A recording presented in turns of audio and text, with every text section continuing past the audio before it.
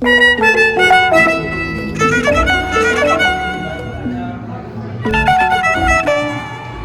Babakan merupakan pusat pelestarian budaya Betawi di Jakarta, sekaligus bukti nyata dari keberadaan budaya Betawi. Terletak di kawasan Srengseng Sawah, Jagakarsa. Setu Babakan adalah sebuah oase budaya di tengah modernisasi ibu kota.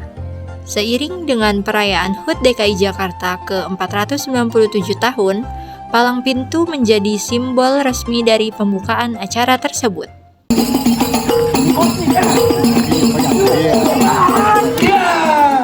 Keberagaman dalam budaya Betawi dimulai dari pakaian Betawi seperti kebaya kerancang untuk perempuan dan pakaian sadariah untuk laki-laki.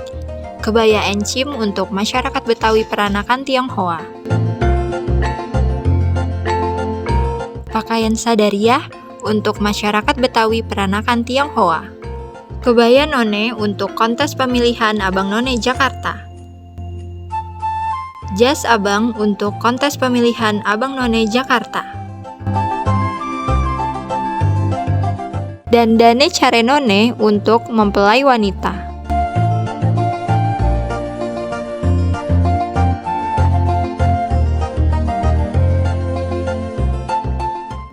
Dan dane cari haji untuk mempelai pria.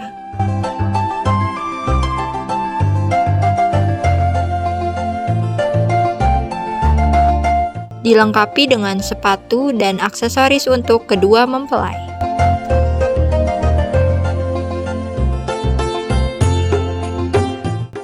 Aneka ragam penghantar dalam acara pernikahan juga menjadi bukti adanya keberagaman budaya Betawi di masyarakat. Terdapat juga roti buaya sebagai makna kesetiaan dalam budaya Betawi. Betawi memiliki ragam motif batik seperti motif penari topeng, motif fajar menyingsing, motif numbuk padi, motif tapak kebo dan kupu-kupu, dan motif buketan latar lereng. Terdapat juga tokoh kebudayaan Betawi seperti Haji Benjamin Sueb sebagai pemeran film Betawi, Ali Sadikin sebagai mantan gubernur kota Jakarta, serta Muhammad Husni Tamrin sebagai politisi Hindia Belanda.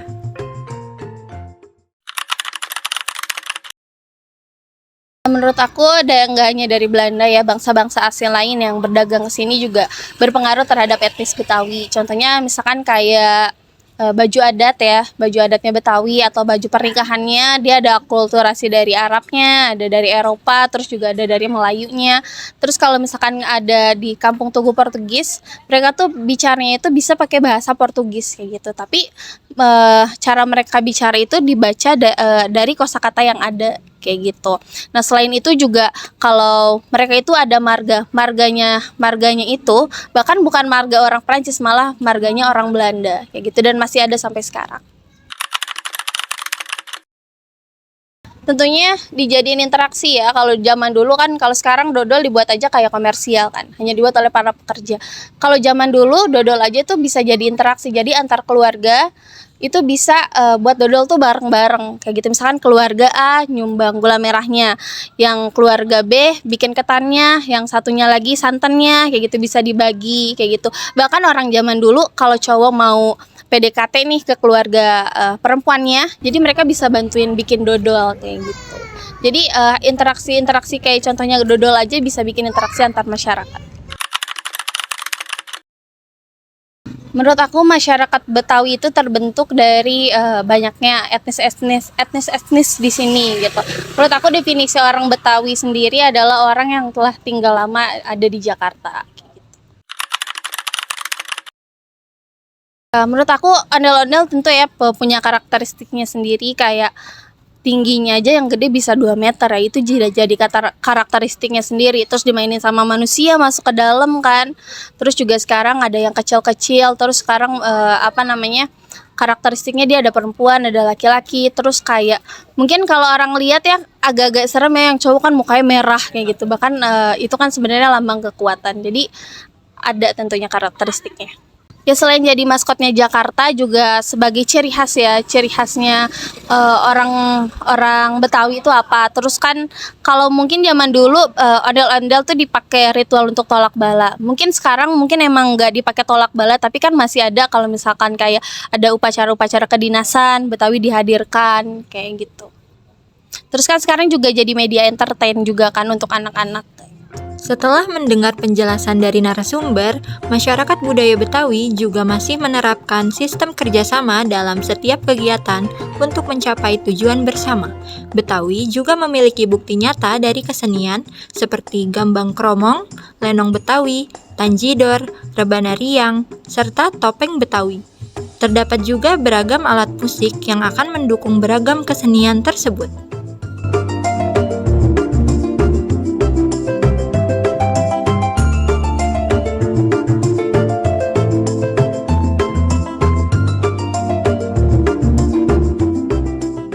Betawi memiliki keberagaman di bidang kuliner seperti asinan Betawi, dodol, soto Betawi, kerak telur, bir peletok, serta es lendang mayang.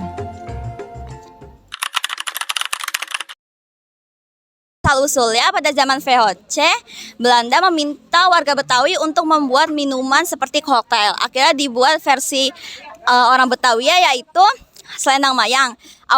Awalnya warnanya itu biru, putih, dan merah membentuk bendera Belanda.